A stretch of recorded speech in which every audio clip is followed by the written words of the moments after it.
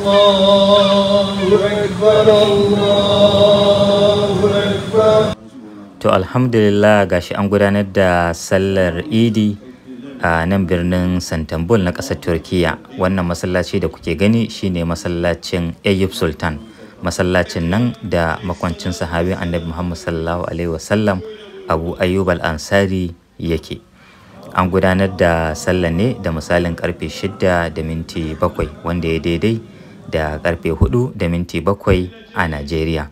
Bayan da aka kammala sallah, mutane suna ta annashuwa, suna farin ciki, ana kuma sada zumunci, ana ɗaukar hotuna, yara kuma suna yin wasa, ana kuma yin abubuwa da hailala, ana nuna farin ciki da annashuwa.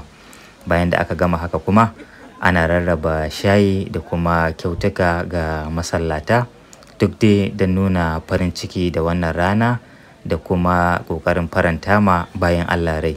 Allah ya karɓi ibadunmu, Allah ya sa mun yi asa'a, Allah ya amsa mana dukkan addu'o'inmu.